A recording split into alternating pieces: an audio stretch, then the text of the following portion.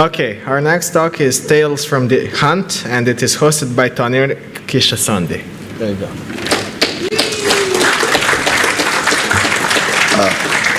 Hi guys, you know me probably, but first a public service announcement. At 19:15 the lightning talks will be here. Submit more talks for the lightning talks. We already have some amazing presentations, like stuff how guys were setting up gaming rinks and how clients try to cheat them, why Vim is so awesome and uses HQL for navigation, stuff like the new stuff in the Google Chrome, and how Google Chrome is spying on you in new ways for the last week. Submit more talks, come to the lightning talks there today in this room, it will be awesome. Okay? You still have time to submit something. It's 5 minutes and you can talk about anything. You're gonna love it. Okay, and now for the talk, right? So I should be probably talking about this. I'm Tonimir. I was working for 10 years in academia, and then, well, I said that I decided to quit academia and work more with the industry. I'm the guy who organizes FSEC, the Croatian InfoSec conference, and I'm a guy from OWASP Croatia. Together with Vlatko Koštorjak, we had the OWASP Croatia chapter. And I'm a red teamer. I like to break stuff and learn how it works and to see how you can improve something. So, pop quiz, we're going straight to the head. How many of you are doing development work for others, or you're developing a product? Okay, you're developers.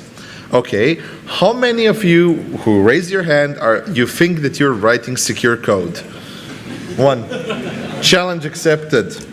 I was hoping somebody's gonna do this. Sir, in the next 30 seconds, locate the bug, security vulnerability in the following snippet of code. Chop chop.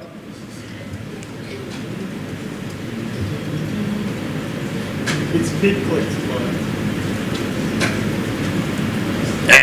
Money to gone. So this is like one thing is pen testing. You have a live system and you need to you're just throwing stuff at it. You try to see what will work, but source code reviews are way more better, because when you're reviewing source code you can see stuff like that. And for instance, the vulnerability is like burning in my eyes, but you need to know what you're looking for. And loads. Why is pickle loads a problem? Does anybody know why pickle loads is a problem? Okay, how many of you know that? 1, 2, 3. Awesome. So I usually like to add the text from the documentation to my slides just to make the whole thing a little bit more dramatic. And when you look at Python library's pickle documentation, I know it's from version 2, version 3 is same. Since pickle data format is actually a tiny stack-oriented programming language and some freedom is taken in the encodings of certain objects, it is possible that two modules produce different data streams for the same input objects.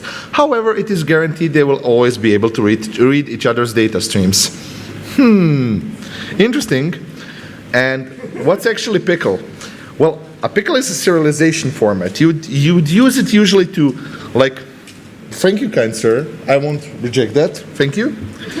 So pickle will help you to encode a certain blob of data, and that certain blob of data will be deserialized at the other stage, and the system should turn it into an object, into anything else. But a pickle can encode anything, as it's a stack-based programming language. And in this case, if you use the embedded pickle payload function for reduce, you can just tell it, okay, return OS system and execute who am I. If you check out what pickle data actually contains, you will get this here binary blob.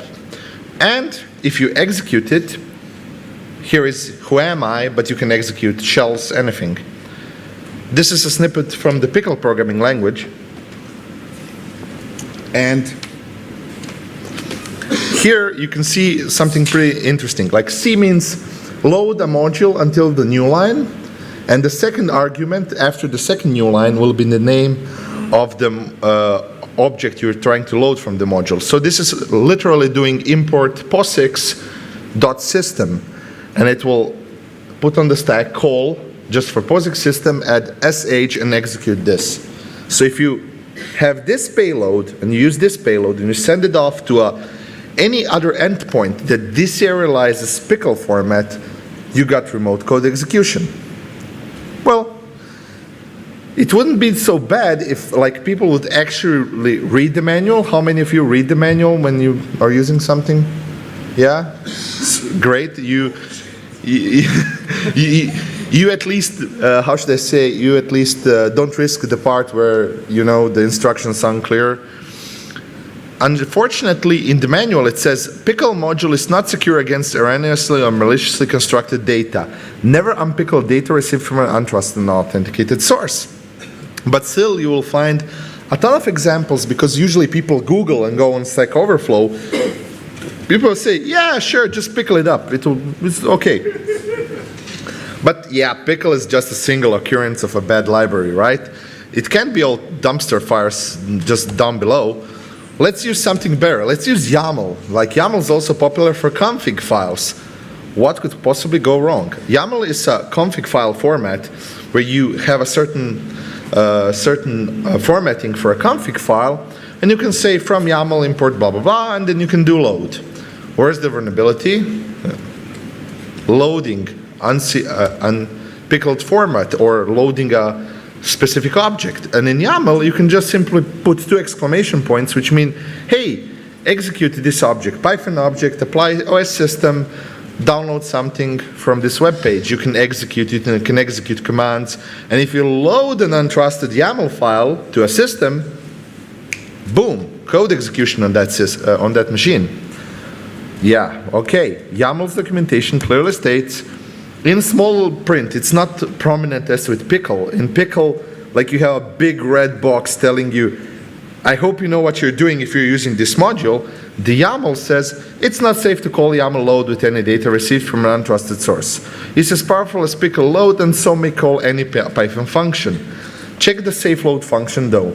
Okay, at least first thing I have a problem with is non-defensive programming. If you use YAML load, it should at least print like a non-standard error or something like, this is unsafe. Make sure that you add this flag in order to enable unsafe functions. Because YAML will parse the YAML file and create a Python object for that. Third time's the charm, right? Let's use JSON. Like, nobody uses pickles, YAMLs. Let's just simply use JSON. So guess what happens afterwards? We can go over this list for the next 16 hours. Why? Because the core root of this problem isn't pickle, isn't YAML, isn't JSON. The core root of this problem is something called insecure deserialization.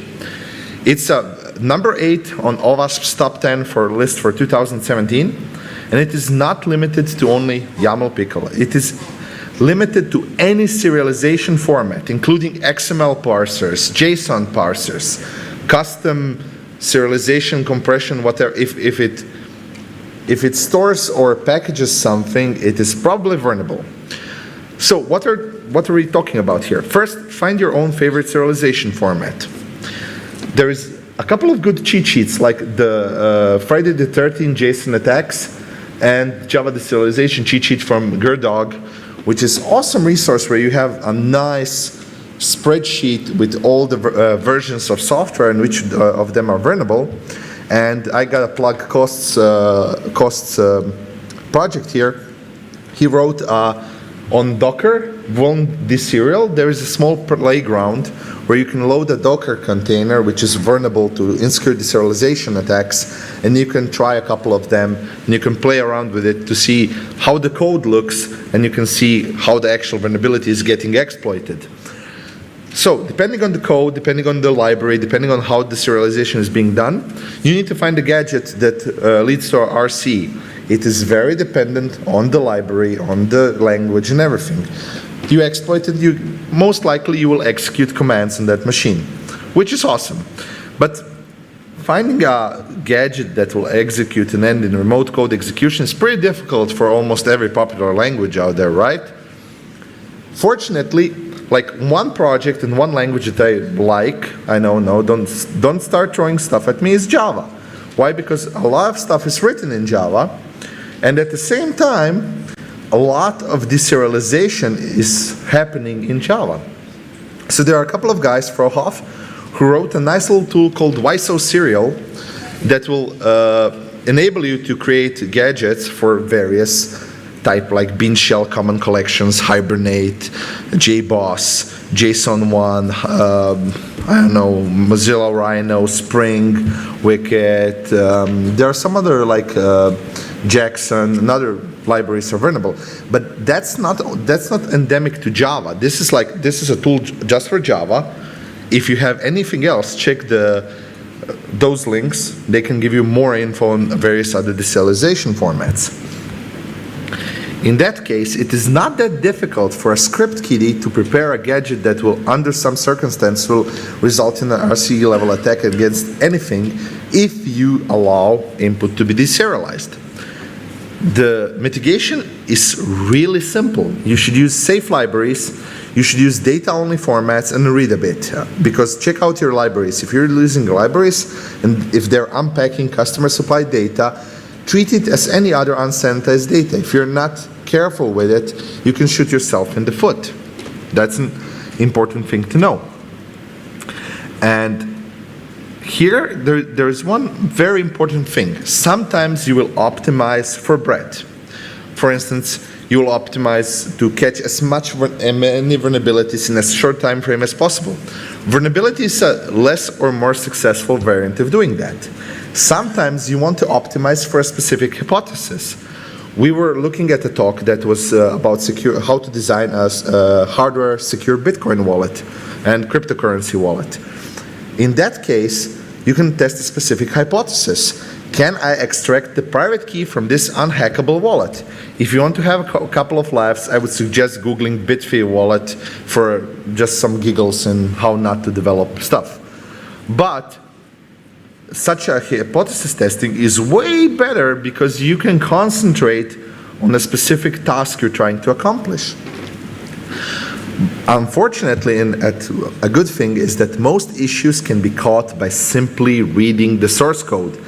Take your code base and check it out. Check out what's happening. Like, be a little bit more critical about it. If you know that pickle loads is a problem, if you know that like loading, deserializing stuff is a problem, how can you use that to our advantage? Well, if you're always missing 0 days and you don't know, like you need exploits and you want to weaponize stuff, I would suggest using the modern exploit and 0-day search engine called GitHub. If, for instance, you enter pickle.load, well, for the last 20 days, you will get pickle loads, added pickle loads, unpickling. So, for instance, you get some interesting stuff, like you would find, oh, look, there are a couple of tools that also add some pickles to their collection. And it's fascinating because you will find the use of those functions at the time somebody pushed them in. Probably after some time, somebody will say, oh, you morons, you added deserialization, this is vulnerable. And unfortunately, I didn't put a picture, but I just found it out. Like, I was searching for some vulnerable pieces of software to show this off, and then I found a not really quite popular piece of software, but it was popular because it was for a popular company. And I searched for code, and it looked like 160 issues found. Press issues found. And I found there, check this out. It said, hey guys, I found a deserialization vulnerability here. It happens when somebody sets a specific gadget to this URL, blah, blah, blah, blah. I'm like, interesting. No reply. You check out the source code, and guess what? It's vulnerable. So in GitHub issues for public projects, you can find really amazing stuff. You can find also literally stuff you can exploit. So in short, if you're not doing internal code reviews for security issues and you're not deliberately hunting for stuff like that, like, okay, let's hunt for injection vulnerabilities, let's hunt for broken authentication, let's hunt for insecure direct object references, broken authorization, like focused code review on one thing. If you're not doing that, you're being irresponsible. I'm sorry to put it to you. If you don't have to get wild. People usually think when, like, giving effort into reviewing and refactoring, people usually think, oh yeah, that's going to be a lot of work. That's like going to be 4 or 5 weeks. you don't have to get wild about it. But if you spend 1 day on reviewing or searching for specific vulnerabilities, it is still better than spending 0 days on that. I mean, pun not intended, but well played. Let's play a game. So, who wants to find the vulnerability?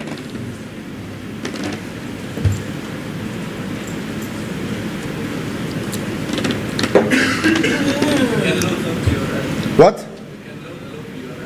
Yeah, you can load local URL. And what can you do with it? Grab the files from the system. How?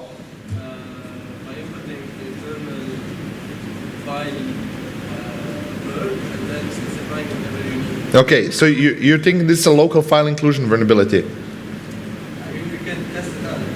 Excellent. That's a good. You've fallen back into my good graces now. So, yes, this is not a local file inclusion vulnerability. This is something way more interesting. I found it like I was Googling just to find, okay, I need a piece of vulnerable code, and I feel bad ripping off other people's presentations. So I was like, let's find something on GitHub, and we can link to the project with the vulnerability in it. So, is this a 0 day? I don't know. I think not. But interesting point. You have like CMS, and you have an URL which will get fetched if you pass up certain post requests to that URL, and then the system will create a request to another system and fetch some data out of it because it's a CMS. This is very, very, very popular in certain areas like imagine API, like centralized APIs that connect to other APIs, systems like that. So, you can enter a URL and you will execute a curl, like a GET request to another URL, right? This is stupid. What can you do with one simple URL? You were right, but in a way, yeah, you found out the file handler. Exactly. That's one thing you can do, but that's not everything you can do. So imagine this. Making arbitrary requests suck, right? Why should you care? Well, if you use Amazon, then on this little fancy IP address and this little path, you have the internal metadata system for Amazon's, your local AZ. You can also check like the AC2 instance metadata, like document, which will give you all interesting reconnaissance info that you ever wanted. So instead of doing externalized reconnaissance, like you need to do recon, you just simply query this Amazon server and you would get all the AC2 instance metadata you would ever want. You can call internal APIs, like user management, user blah, delete. You can call internal web interfaces, like databases systems. This is also a problem if you have a full SSRF where you can get the output from the request. For instance, web interfaces for MongoDB, some other system like Elasticsearch, Kibana, you're proxying directly into the network after that. Files, well, you don't have to like write HTTP column / / you can write file column / / etc passwords. You can fetch local files from that. And one interesting part, as this is a GET request and you're literally crafting a HTTP header. HTTP headers are literally text, right? So you can do something cool called protocol smuggling. If you end, for instance, get CRLF, you end with CRLF, like carriage return line feed, you can add specific other info. So you can craft other types of protocols like SMTP, so you can send spam through their internal mail server. You can do all kinds of interesting stuff. And as I was researching this, I found an awesome tool called SSRF socks, which you give it an endpoint that's vulnerable to SSRF, and it will generate a local socks proxy where you can use proxy chains to use the local socks proxy, and then simply you're inside their internal network.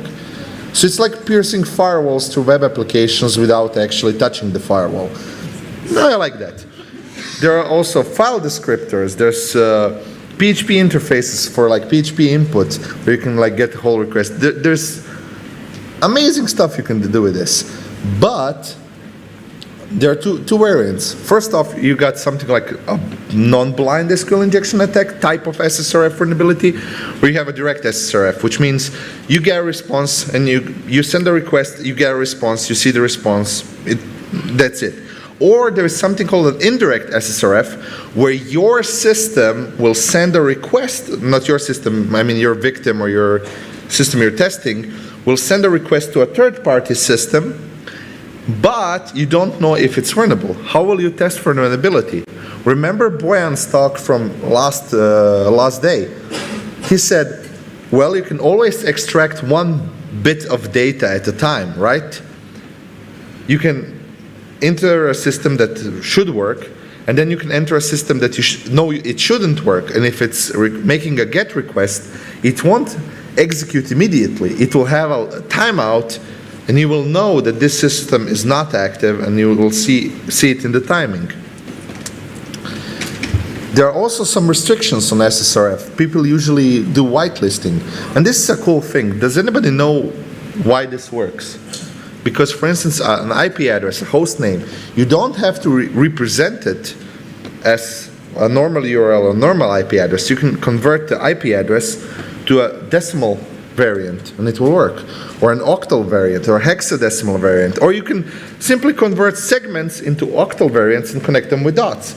So, for instance, if you want to use this, you can use this to bypass some filters. There are also all other kinds of stuff.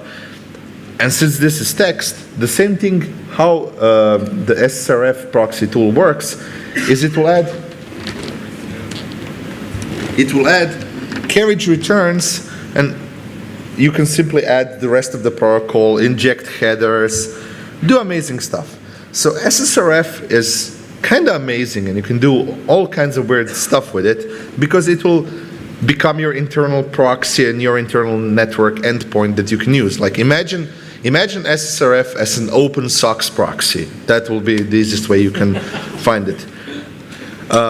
I like to plug local researchers also when they're here. There is a guy from here that's called Predrag Čujanović, who has on his GitHub an amazing set of resources for SSRF testing, where he has specific vulnerabilities, payloads you can test.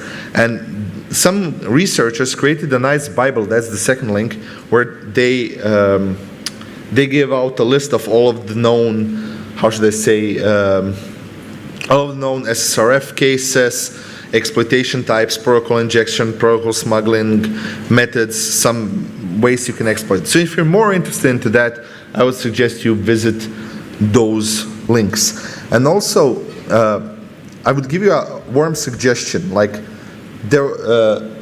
You saw Kost's deserialization tool. There is an SSRF lab, which is also like a container you can use to learn deserialization or check out deserializations. Important thing here, one thing that will help you always is try to develop a piece of software that is vulnerable, intentionally vulnerable, and then try to secure it, try to change it a little bit, and see how the vulnerability behaves. See why the vulnerability is there, what will happen, because if you know something is vulnerable and how you got to it, what's the easiest way to get to it, you will more easily, A, find it in code reviews, B, you will more easily know if something is like a problem. So what's the moral of the story here? You just given out some tools, you just given out some problems. Is there a moral to this story? Well, there is. My experience is systems get breached or vulnerabilities happen for either complete lack of clue, people don't have knowledge about server-side request forgery, they don't have insecure deserialization knowledge, they don't know why their authentication system is broken.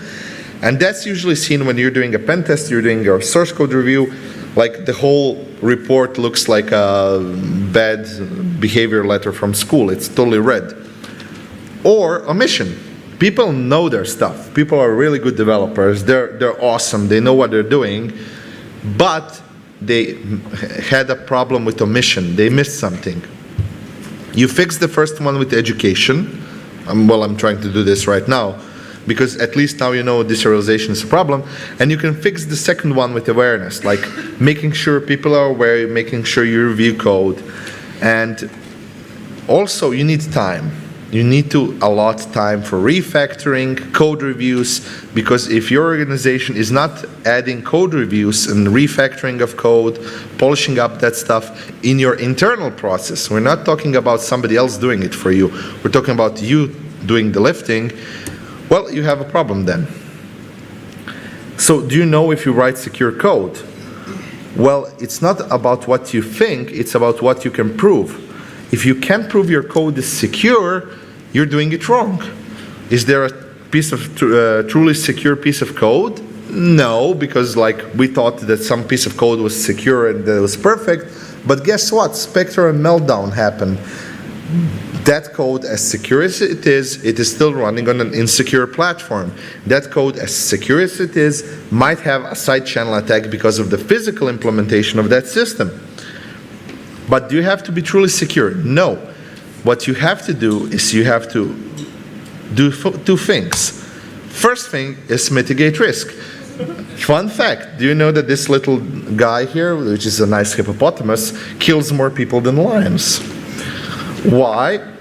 Because people usually don't perceive the risk of those animals. Same thing with vulnerabilities. You need to perceive the risk that something bad will happen, that those vulnerabilities are a big issue, and they are a way bigger issue than some other things that usually people think are more important. And you need to start building stuff to be secure by default. Usually people think, that stuff is security's problem. Security will handle it. Oh, you just give it to the InfoSec department, let them do that. But everything should be built to be to be secure by default.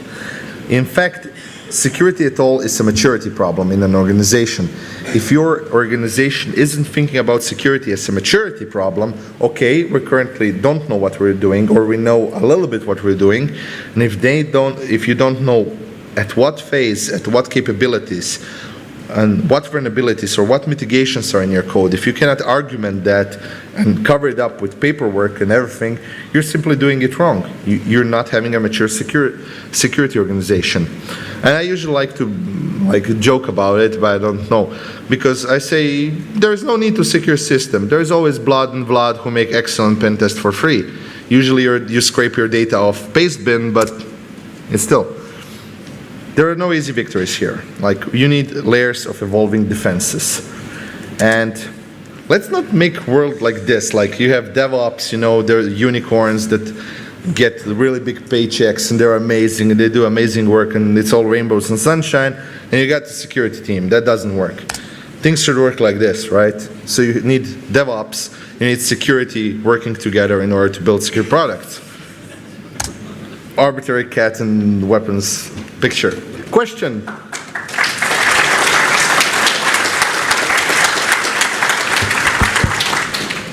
We have enough time to grill me with as much questions as you want.